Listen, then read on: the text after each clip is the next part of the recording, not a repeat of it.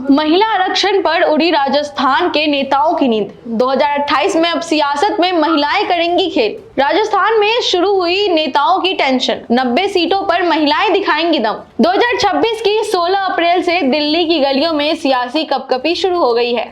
केंद्र सरकार ने नारी शक्ति वंदन अधिनियम यानी संविधान का 106वां संशोधन लागू कर दिया है। हालांकि असलियत में ये परिसीमन के बाद ही लागू होगा। 33% महिला आरक्षण के बाद देश भर की सियासत में कई बड़े बदलाव होंगे। यहाँ हम बात कर रहे हैं कि राजस्थान में महिला आरक्षण लागू होने पर क्या बदलाव आएगा, क्योंकि 2028 और 29 के चुनाव यही बदलाव बड़ी भूमिका निभाता नजर आएगा। लेकिन इस आरक्षण के नाम से ही कई स्थानीय नेताओं की नींदें उड़ रही हैं, क्योंकि कई दिग्गजों को आरक्षण लागू होने के बाद अब अपनी परंपरागत सीट छोड़नी होगी और नई जमीन पर अपनी दुकान खोलनी पड़ेगी। दरअसल परिसीमन के बाद अनुमान ये लगाया जा रहा है कि विधानसभा सीटें 200 से बढ़कर 270 हो जाएंगी, लोकसभा सीटें 25 से बढ़कर 34 हो जाएंगी और इसका मतलब करीब 90 विधानसभा सीटें और 12 लोकसभा सीटें सिर्फ महिलाओं के लिए आरक्षित होंगी। आज विपक्ष कह रहा है कि महिलाएं तैयार नहीं है, लेकिन हकीकत यह है कि 2023 चुनाव में 21 महिलाएं जीत कर आई थी। आरक्षण के बाद यह आंकड़ा तो सीधा 90 तक पहुंच सकता है, यानी 4 गुना बढ़ोतरी। ये सिर्फ बदलाव नहीं, सियासत की रीढ़ बदलने वाला विस्फोट है। अगर विधानसभा सीटें 2070 हुई तो बहुमत का आंकड़ा 101 से बढ़कर 136 हो जाएगा। इससे हर पार्टी को नए समीकरण, नए गठबंधन और नई जातीय राजनीतिक परिभाषाएं बनानी पड़ेगी। ऐसे में साफ है कि आरक्षण सिर्फ सीटों का खेल नहीं, बल्कि पूरी सत्ता का समीकरण बदलेगा।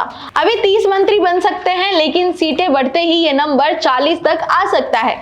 इसका मतलब है कि महिलाओं को सत्ता के कोर में पहुंचने का असली मौका मिलेगा। कहा यह भी जा रहा है कि ये हुआ तो भी क्या हो गया, मंत्री पद पर तो आरक्षण नहीं है, लेकिन जब 90 महिलाएं सदन में होंगी तो दबाव अपने आप बढ़ेगा। महिलाएं मार्जिन नहीं मेन स्ट्रीम बनेंगी। 34 सीटों में से लगभग 12 सीटें महिलाओं के लिए। अभी राजस्थान की संसद में महिलाओं की संख्या सिर्फ उंगलियों पर गिनने लायक है। और तो और सबसे बड़ी बात तो यह है कि आरक्षित सीटें हर चुनाव में रोटेट होंगी। मतलब आज आपकी सीट रिजर्व है, लेकिन 5 साल बाद ये नहीं होगा और जो आज सामान्य सीट है वो अगले चुनाव में रिजर्व हो सकती है। ऐसे में किस नेता को कब झटका लगे ये कोई नहीं जानता। राजनीतिक भविष्य अब स्थिर नहीं है, हर 5 साल में हिलने वाला है। सवाल ये भी है कि कई जिलों में अभी महिला नेतृत्व बेहद कम है।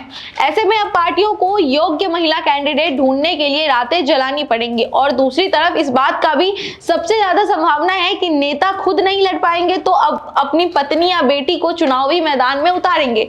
संसद में पीएम मोदी ने भी कहा था कि महिलाओं को हक देना आज की जरूरत नहीं बल्कि उनका अधिकार भी है और बिना किसी पुरुष की सीट घटाए 33% हिस्सा महिलाओं को दिया जाएगा। ये बयान विपक्ष के सवालों पर सीधे प्रहार था।